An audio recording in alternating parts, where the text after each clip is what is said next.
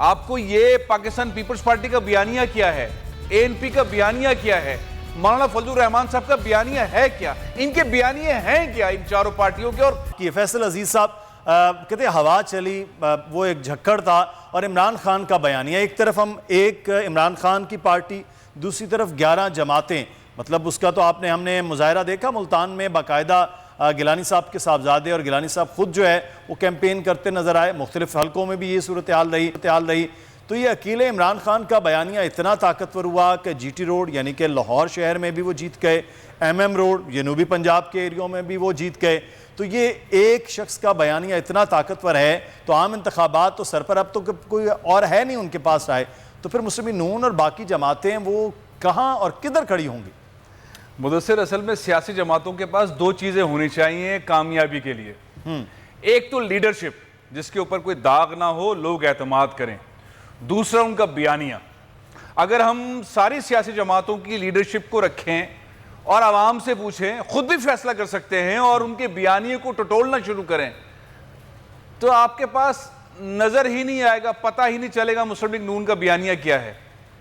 آپ کو یہ پاکستان پیپلز پارٹی کا بیانیہ کیا ہے, اے این پی کا بیانیہ کیا ہے, مولانا فضل الرحمان صاحب کا بیانیہ ہے کیا, ان کے بیانیے ہیں کیا ان چاروں پارٹیوں کے؟ اور پھر چھوٹی موٹی ساری 13 کی ساری جماعتوں کا ان کا بیانیہ تھا ایک, عمران خان کو وزیر اعظم شپ سے ہٹاؤ.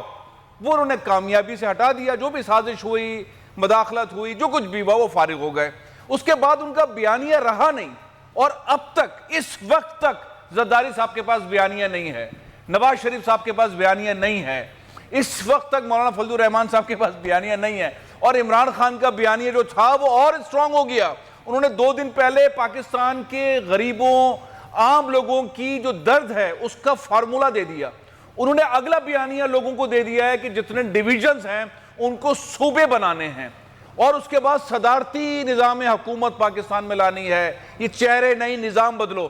تو ان کا بیانیہ اپ گریڈ ہو گیا عمران خان کا, ان کے پاس بیانیہ ہی نہیں ہے. تو جب لیڈرشپ کرائسس ہے ساری پارٹیز کے اندر, پاکستان سے بھاگے میں نواز شریف صاحب واپس نہیں آ پا رہے ہیں, شہباز شریف صاحب اس دن وزیر اعظم بنا دیے گئے جس دن ان کو جیل میں جانا تھا, مولانا فضل الرحمان صاحب, زرداری صاحب ضمانتوں پر تھے.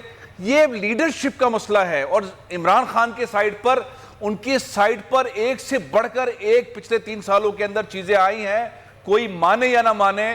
انٹرنیشنلی پاکستان کے اوپر جو داغ دھبے تھے عمران خان نے دور کیے, اس کے ساتھ ساتھ مسلم امہ کو انہوں نے یونائٹ کرنے کی کوشش کی, اسلام فوبیا جیسی چیز کو کیا, رسول اللہ صلی اللہ علیہ وآلہ وسلم سے متعلق جو دنیا بھر میں ایک پرسیپشن تھا اس کو ختم کر دیا. یہ بڑے کارنامے, چھوٹے چھوٹے تو باتیں میں کر ہی نہیں رہا.